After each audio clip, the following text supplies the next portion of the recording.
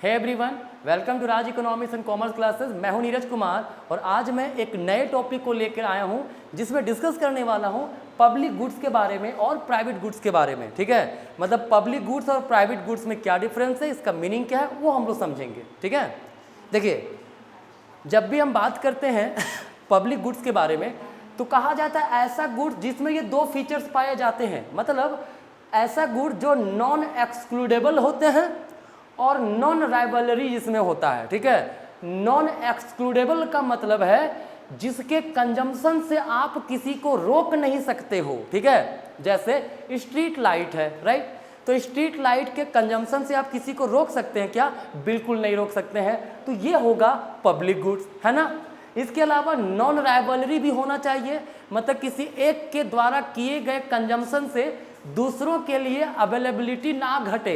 जैसे मान लीजिए मैं स्ट्रीट लाइट में गया, ठीक है, और वहाँ पर मैं वो लाइट का मतलब जो भी फ़ायदा है वो मैं ले रहा हूँ, राइट, तो क्या मेरे कंजम्पशन से दूसरों को वो लाइट नहीं दिखेगा क्या? दूसरों को भी दिखेगा, तो मेरे कंजम्पशन से दूसरों के लिए अवेलेबिलिटी नहीं घटती है। ठीक है, दूसरी बात, एक एग्जांपल ले सकते हैं हम लोग नेशनल सिक्योरिटी मतलब डिफेंस के बारे में। ठीक है, अगर डिफेंस की बात करें तो हम लोग क्या देखते हैं, कहता है जब भी गवर्नमेंट सिक्योरिटीज देती है, ठीक है, तो वो उसका फायदा से आप किसी को रोक नहीं सकते हो, तो नॉन एक्सक्लूडेबल हो गया। हमको भी फायदा मिलेगा, आपको भी फायदा मिलेगा। ठीक है, आपको सिक्योरिटी से ऐसा नहीं कि आपको रोक लिया जाएगा उसके फायदे से। ठीक है, दूसरी ओर नॉन राइवलरी इसलिए क्योंकि अगर हमको नेशनल सिक्योरिटी से हमको बेनिफिट मिल रहा है, मतलब आपको भी मिलेगा, मेरे बेनिफिट से आपके लिए बेनिफिट घट नहीं जाएगा। ठीक है, तो ध्यान रखना है ऐसा कोई भी गुड्स जिसमें नॉन एक्सक्लूडेबिलिटी मतलब जब आप किसी को कंजम्पशन से रोक नहीं सकते हो, या फिर नॉन राइवलरी, है ना, मतलब दोनों फीचर होना चाहिए।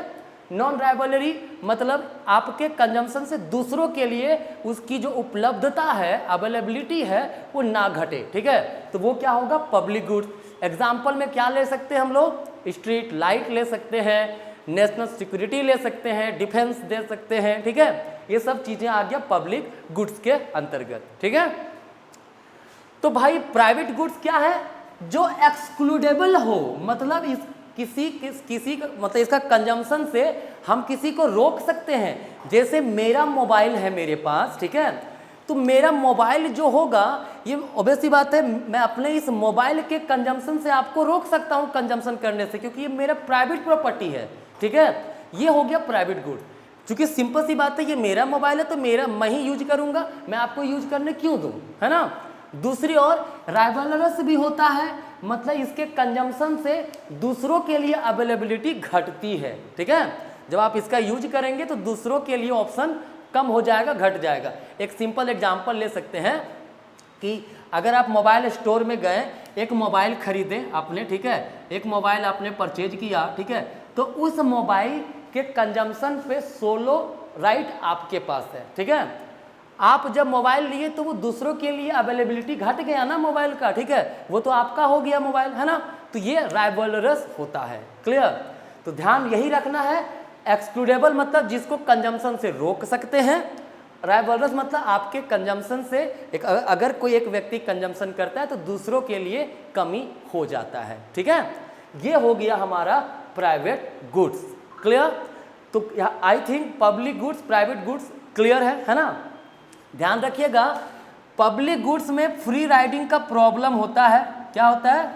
फ्री राइडिंग का प्रॉब्लम होता है, मतलब फ्री राइडिंग होता है इसमें, मतलब जो देखिए पब्लिक गुड्स जो है किससे बनता है?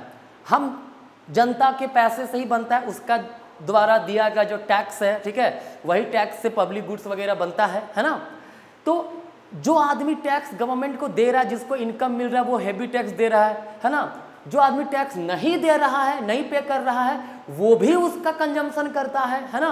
तो इसीलिए पब्लिक गुड्स में फ्री राइडिंग का प्रॉब्लम देखने को मिलता है, जबकि प्राइवेट गुड्स में ऐसा नहीं होता है।